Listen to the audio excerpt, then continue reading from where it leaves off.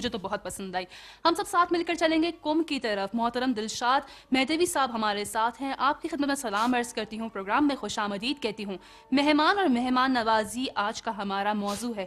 بہت سے لوگوں میں کنفیوژن پایا جاتا ہے کہ مہمان اللہ تعالیٰ کی برکت ہے یا زحمت. گفتگو آپ کے حوالے. جی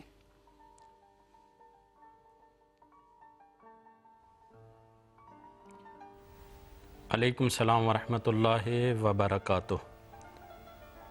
شکر گزار اور سپاسگزار ہیں خالق کائنات نے کہ پروردگار عالم نے ہمیں یہ بہترین موقع اور فرصت میسر کی ہے کہ ہم یہاں پر بیٹھ کر محمد و آل محمد کی تعلیمات پر گفتگو کریں اور درود و سلام ہو محمد و آل محمد پر. یہاں پر چونکہ آپ نے بہت اچھا اور پیارا موضوع لیا ہے اور آج کے وقت کی ضرورت بھی ہے, اور چونکہ اسلامی سماج جو ہے وہ مغربی سماج سے الگ ہے اور اسلامی سماج کی اپنی اقدار ہیں اور اپنے ویلیوز ہیں, اپنی خوبصورتی ہے. اسلامی سماج کی خوبصورتی مہمان اور مہمان نوازی ہے. یہ ایک ترہ ہے, اسلام کا خصوصی امتیاز ہے. مگر یہاں پر ہم سب سے پہلے, جیسے کہ آپ نے ابتدا میں بھی بہت اچھے طریقے سے گفتگو کو شروع کیا, وہ یہ ہے کہ بہت دفعہ ہم جب کسی بھی ٹاپک پر گفتگو کرتے ہیں تو آبجیکٹلی پوائنٹ آف ویو سے تو کرتے ہیں مگر سبجیکٹلی پوائنٹ آف ویو سے نہیں کرتے. یعنی کیا؟ یعنی ہم اس بات پر غور کرتے ہیں کہ دوسروں کو کیا کرنا چاہیے, اس بات پر غور نہیں کرتے کہ ہمیں کیا کرنا چاہیے. تو آپ نے بہت اچھا اسٹارٹ لیا کہ ہم لوگوں کو کیا کرنا چاہیے, ہم کس طریقے سے یعنی کہ مہمان نوازی کریں, یا ہم مہمان بھی بن سکتے ہیں, میزبان بھی بن سکتے ہیں. دونوں طریقوں سے یہ سوچیں کہ ہماری کیا ذمہ داری بنتی ہے. اور پھر آگے ہم اس موضوع کو یوں لے کر چلتے ہیں کہ جب اسلامی سماج میں افراد آتے ہیں, اسلامی معاشرے میں افراد آتے ہیں, اور برِ صغیر کا تو یہ خصوصی طور پر, چونکہ یہ اردو چینل ہے تو ہم اس لیے یہ بات کریں گے, برِ صغیر کے گھروں کا یہ خصوصی طور پر عنوان ہوتا تھا کہ وہ گھر شمار نہیں ہوتا تھا جس میں یہ چار چیزیں نہ پائی جاتی ہوں. کون سی چار چیزیں نہ پائی جاتی ہوں؟ مثلاً پہلا, کتب خانہ, اس کے لیے الگ کمرہ ہوا کرتا تھا. اس کے بعد اسلحہ خانہ, اس کے لیے الگ کمرہ ہوا کرتا تھا. عبادت خانہ, اس کے لیے الگ کمرہ ہوتا تھا. اور ساتھ میں مہمان خانہ, اس کے لیے الگ کمرہ ہوا کرتا تھا. یعنی جس گھر میں مہمان خانہ نہیں ہوتا تھا وہ گھر شمار نہیں کیا جاتا تھا. اور حتیٰ کہ حضرت علی علیہ السلام بھی جب اپنے گھر کو تعمیر کرتے ہیں تو خصوصیت سے روایت میں موجود ہے کہ آپ نے الگ سے مہمان خانہ تعمیر کروایا. ایک دفعہ آپ کو روتے ہوئے کسی نے دیکھا تو پوچھا گیا کہ آپ کیوں رو رہے ہیں, آپ تو رونے والے نہیں ہیں, اور دشمن میدان میں آپ کو دیکھ کر گھبرا جاتا ہے. حضرت علی علیہ السلام فرمانے لگے, 7 دن ہوئے ہیں میرے پاس مہمان نہیں آیا. تو اس انداز سے تعلیمات اسلامی ہیں کہ ہم مہمان کی قدر کریں. اور پھر میں یہاں پر بتاؤں کہ جنت کے ایک دروازے پر لکھا ہوا ہے کہ مہمان کا اکرام وہی کرتا ہے جو خدا اور قیامت پر بھروسہ رکھتا ہے, خدا پر توکل رکھتا ہے. تو ہمیں ان چیزوں کی طرف بڑھنا چاہیے, ان چیزوں کی طرف دیکھنا چاہیے کہ کس طریقے سے ہم مہمان کا اقدام کریں, اقدار کریں, اور ان چیزوں سے نہ گھبرائیں, کیونکہ ہمیں خدا پر توکل ہونا چاہیے. اور بہرحال جیسے کہ حسن بھائی نے بھی کہا کہ خدا پر لوگوں کا توکل ہے, مگر چونکہ مغربی میڈیا یا وہ افراد جو ہمیں ڈراتے ہیں کہ ہمارا سورس جو ہے وسائل کا, انکم کا, رزق کا کم ہے, اور اس وجہ سے ہمیں محدود ہو جانا چاہیے, اس لیے ہمیں کسی کو دعوت نہیں دینی چاہیے, اس لیے ہمیں یہ تمام چیزیں, یقین جانیں اس وقت میڈیا, آپ جتنے بھی آپ موضوعات لیتے ہیں وہ امید آور ہوتے ہیں, مگر مغربی میڈیا جتنا بھی ہے وہ نفسیاتی طور پر بھی ڈراتا ہے, ظاہری طور پر بھی ڈراتا ہے, معاشی طور پر بھی ڈراتا ہے. جب انسان ڈر اور خوف کا شکار ہوتا ہے تو پھر وہ اپنی ذمہ داریوں کو صحیح نہیں نبھا پاتا, پھر دوسروں سے توقعات رکھنا زیادہ شروع کر دیتا ہے.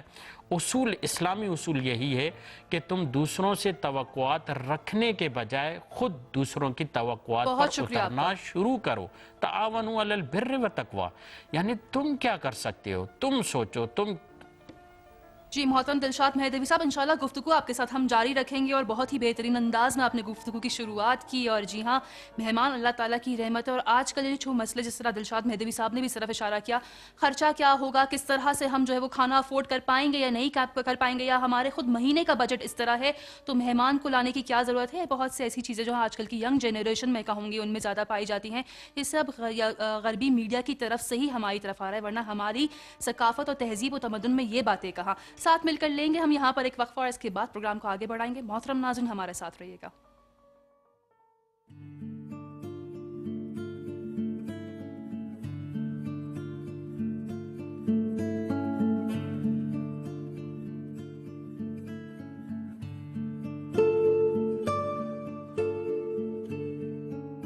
جی عزیز ناظرین، خوش آمدید کہتی ہوں. محترم دلشاد مہدوی صاحب سے ہماری گفتگو چل رہی ہے مہمان اور مہمان نوازی کے حوالے سے ہم بات کر رہے ہیں.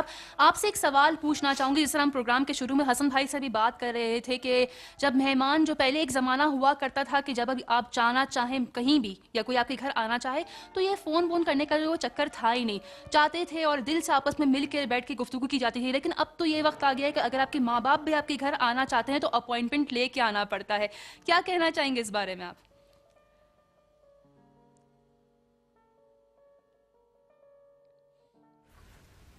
جی بہت اچھی توجہ دلائی ہے آپ نے اس سوال کی طرف.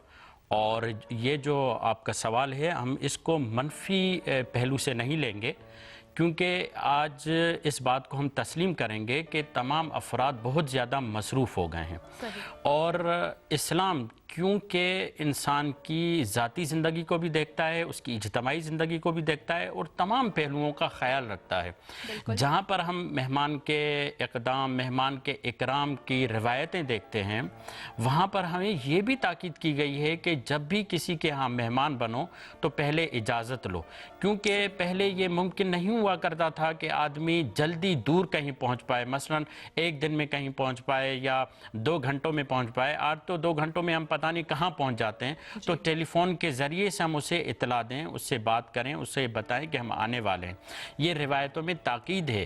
اور الخصال کتاب شیخ صدوق علیہ الرحمہ فرماتے ہیں 8 وجہیں بتاتے ہیں کہ جہاں پر انسان کی توہین ہو تو وہ خود اپنے آپ کو ملامت کرے، جس میں سے ایک یہ بتائی گئی ہے کہ انسان بغیر بتائے اگر میزبان کے ہاں چلا جائے یعنی مہمان بنے تو وہ خود کو توہین کرے. اگر وہاں پر بالفرض ہو سکتا ہے جس کے پاس گیا ہے شاید وہ گھر پہ نہ ہو، شاید گھر کو تالا لگا ہوا ہو یا کوئی اور مسائل ہوں، اس کے پاس پہلے ہی مہمان آئے ہوئے ہوں، تو الحمدللہ جب ہمارے پاس ٹیکنالوجی موجود ہے تو ہم پوچھیں. اس میں ناراض ہونے کی ضرورت نہیں ہے. ہمیں خندہ پیشانی کا رویہ اختیار کرنا چاہیے. ہمیں وسعت قلبی کا اظہار کرنا چاہیے کہ یقیناً انسان مصروف ہو چکا ہے، اس کی مصروفیتیں الگ نوعیت کی ہو چکی ہیں. تو یہ ایک مثبت پہلو سے لینا چاہیے، نہ کہ اس کے حوالے سے ہمیں منفی رویہ رکھنا چاہیے. بہرحال یہ اپوائنٹمنٹ تو نہیں ہے، مگر چونکہ معاشرے میں ہم رہ رہے ہیں تو ان چیزوں کا ہمیں خیال رکھنا چاہیے. یہاں پر میں ایک دوسری بات کی طرف توجہ دلاتا چلوں کہ قیامت میں ایک شخص ہوگا جس کے پاس جنت میں جانے کی ایک دلیل ہوگی. پوچھا جائے گا کہ تمہارے پاس جنت میں جانے کی دلیل کیا ہے؟ وہ کہے گا میرے پاس جنت میں جانے کی دلیل مہمان ہے. میں مہمان نوازی کیا کرتا تھا، یعنی مہمان میرے پاس آتے تھے اور میں مہمانوں کی خدمت کیا کرتا تھا. یعنی مہمان جنت میں لے جانے کا ذریعہ اور سبب بھی ہے. اور پھر یہاں پر آپ کو بتاتا چلوں کہ جب مہمان کسی کے گھر جائے تو اسے کن چیزوں کا خیال رکھنا چاہیے. نمبر پہلی بات، اسے جو دیا جائے اس کو صبر سے کھائے اور اس کو برداشت کرے، یعنی اس کی تحقیر نہیں کرنی چاہیے کہ کیسی غذا دی ہے، کیا دیا ہے. نمبر دوسری بات، مہمان جہاں بھی جاتا ہے تو کوشش کرے کہ میزبان ایسے مہمان کو بلائے جو خدا ترس ہو، جو متقی ہو، جو پرہیزگار ہو، جو مومن ہو. اس کے علاوہ یہ ہے کہ مہمان جہاں بھی چاہے میزبان کے لیے زحمت کا سبب نہ بنے. اور روایتوں میں یہ بھی آیا ہے کہ میزبان مہمان کے لیے زیادہ زحمت بھی نہ اٹھائے. آپ ہمارے معاشرے کا آج المیہ بن چکا ہے کہ ہم بیجا تکلفات میں پڑ جاتے ہیں. مہمان بھی پڑ جاتا ہے اور میزبان بھی پڑ جاتا ہے، جس کی وجہ سے دعوتیں ہونا کم ہو گئی ہیں، ایک دوسرے کے پاس آنا جانا کم ہو گیا ہے. ہمیں ان باتوں پر توجہ دینی ہوگی. اہم بات یہ ہے کہ میزبان کو جو خیال رکھنا چاہیے، اور ان باتوں کی طرف روایتیں بھی آئی آئی ہیں میں آپ کو اشارہ کرتا چلوں وہ یہ ہے کہ جس کے پاس اپنا گھر ہو وہ اپنے گھر کے تنگی کی شکایت نہ کرے، یہ خصوصیت سے کہا گیا۔ نمبر دوسرا یہ کہا گیا ہے کہ شوہر کو چاہیے کہ بیوی کے سامنے اس کے رشتہ داروں کی برائی نہ کرے۔ تیسرا یہ کہا گیا ہے کہ بچوں کے سامنے اپنے بزرگوں کی برائی نہ کرو۔